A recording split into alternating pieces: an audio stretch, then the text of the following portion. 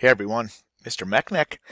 I'm going to show you how not to make a bar graph, followed by how to make a proper bar graph for science class. So today I have data that students have collected while launching rockets, and we're going to do a quick comparison. So bar graphs, that's what they're for, comparing groups of data. So if you were given the wind speed outside during a given day and the distance that a rocket traveled, we could easily do some comparison. So if I set this up correctly with my independent variable in the first column and my dependent variable, the distance the rocket flown, in the second column, this is how my data table would look. So if I highlight all of this data and I say, let's just make a bar graph because I need to make a bar graph for my report. And I want to see if there is some type of pattern between the wind speed and the distance a rocket travels. So if I go to the Insert Chart Wizard and I select a column graph, which is a bar graph, it's going to produce a bar graph, and it's going to give me my title and my X and Y axis labels, and it gives me a bar for every single rocket that was launched. Noticing on my x-axis, it gives the wind speed. It's not sorted. It's not organized. It really doesn't show me anything. It shows me that the person that launched the rocket the furthest was on a windy day. That's all this really tells me. I can't really tell much from this, but we also had a rocket where the wind was heavy at 23 kilometers per hour and the rocket went negative. So this graph is garbage. This is not how you would want to make a bar graph to compare data.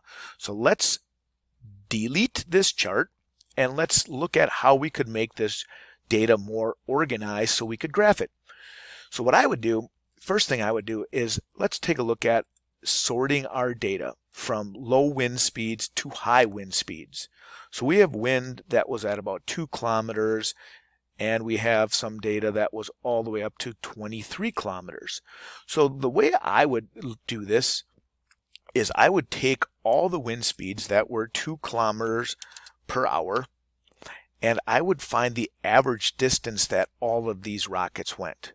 So there were 16 rockets that traveled with 2 kilometer per hour wind. So I can set up this table over here and I want to get the average distance that the rockets with wind speeds of 2 kilometers per hour traveled. So there we go. I'm going to copy and paste my headings for my secondary table over here. I'm going to get rid of some of those extra digits because we don't need all of those because they're not that significant. So we're going to keep it right there. So all the rockets that had a wind speed of 2 kilometers per hour on average traveled 38 meters. The next group of rockets that I see, we had wind at 6 kilometers per hour. So this was probably a class later in the day where the wind speed picked up, and we want to do the same thing and apply the average function to the rockets that had wind speeds of 6 kilometers per hour, which were those rockets. So B19 to B36, and we can then get our average distance of rockets with 6 kilometers per hour. So the next group of data I'm going to look at are rockets that had wind speeds of 10 kilometers per hour.